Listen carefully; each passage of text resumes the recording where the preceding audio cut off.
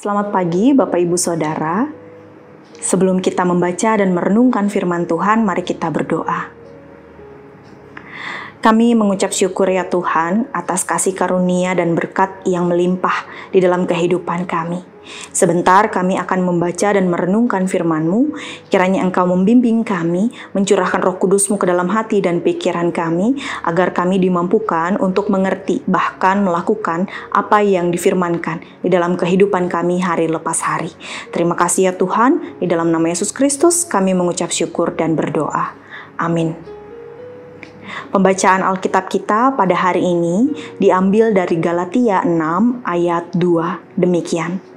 Bertolong-tolonganlah menanggung bebanmu, demikianlah kamu memenuhi hukum Kristus.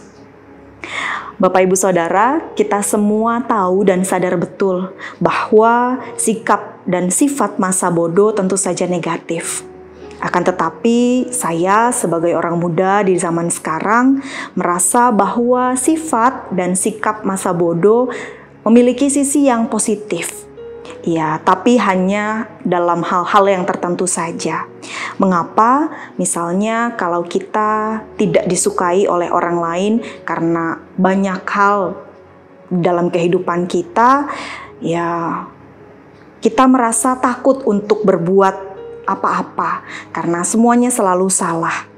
Dan sejujurnya juga kalau kita mengalami kejadian-kejadian yang tidak menyenangkan, maka ada baiknya untuk bersikap tak acuh agar kita tidak terus-menerus terpuruk di dalam kejadian-kejadian yang tidak menyenangkan itu.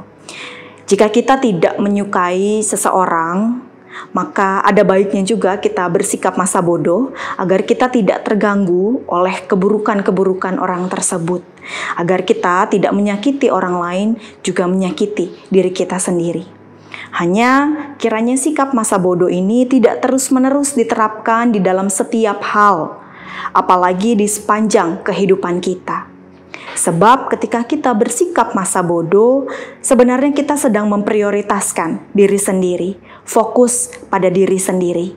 Kita menjadi pribadi yang individualis, egois, dan tidak menjadi berkat bagi orang lain. Ketika kita masa bodoh, atau yang lebih buruk lagi pura-pura tidak tahu dengan keadaan orang lain yang ada di sekitar kita, maka itu jelas bukan yang dikehendaki oleh Allah. Dan sikap seperti itu tidak mencerminkan apa yang Yesus lakukan di dalam kehidupannya. Ketika Yesus hidup, ia mencontohkan kepedulian yang sangat nyata. Bahkan kepada orang-orang yang menyakiti dia. Ia tidak pernah bersikap masa bodoh terhadap orang-orang yang meminta bantuan kepadanya.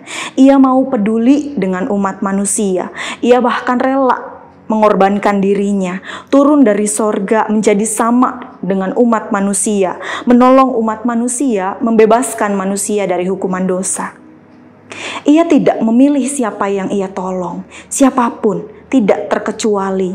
Orang-orang yang dikucilkan, orang-orang yang sakit, orang-orang yang dianggap najis, orang-orang miskin, pezina, pemungut cukai, semua orang berdosa, siapapun.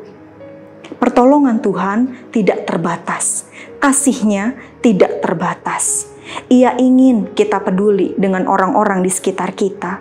Bahkan ia pun berkata ketika kita mengasihi Allah, itu berarti kita mau mengasihi orang-orang yang ada di sekitar kita, peduli pada apa yang terjadi.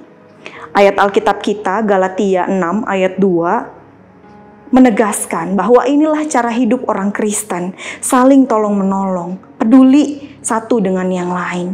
Oleh karena itu, Bapak Ibu Saudara, marilah kita berhenti untuk bersikap masa bodoh terhadap orang lain. Berusahalah untuk tolong-menolong satu dengan yang lain, karena itulah jati diri kita sebagai orang Kristen. Mari kita berdoa. Kami bersyukur karena kami boleh mendengarkan firman Tuhan pada hari ini. Kiranya kami dimampukan untuk menjadi pribadi-pribadi yang mau bertolong-tolongan satu dengan yang lain. Tidak bersikap masa bodoh terhadap sesama kami dan mau peduli satu dengan yang lain.